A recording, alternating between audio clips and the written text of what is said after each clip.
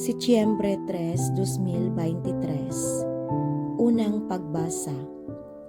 Pagbasa gikan sa basahon ni Propeta Jeremias. Ginoo, gilimbungan mo ako. Mas gamhanan ka kay kanako. Busa, wala ako'y dag-anan. Ang tanan nagbiay-biay kanako o gikatawan ako nila sa tibuok adlaw.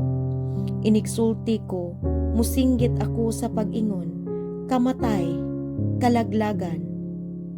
Ginoo, gibiay-biay o giyamiran ako nila kanunay, kay gisangyaw ko man ang imong gisulti.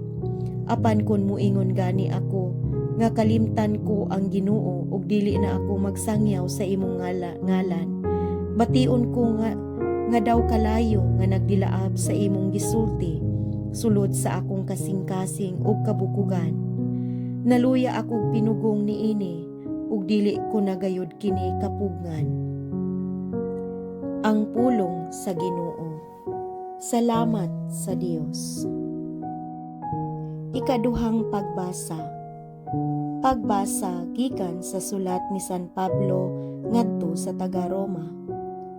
Busa, mga igsuon, tungod sa dakong kaluoy nga gipakita sa Dios kanato, hangyoon ko kamo sa pagtugyan sa inyong kaugalingon ngadto sa Dios, ingon nga buhing halad, balaan ug makapahimuot kaniya. Mao kini ang matuod nga pagsimba nga angay ninyong ihalad. Ayaw kamo pagpahiuyo ni ining kalibutana, kundili ipabag-o sa Dios ang inyong panghuna-huna aron masayra ninyo ang kabubuton sa Dios unsay maayo, hingpit ug makapahimuot kaniya. Ang pulong sa Ginoo. Salamat sa Dios.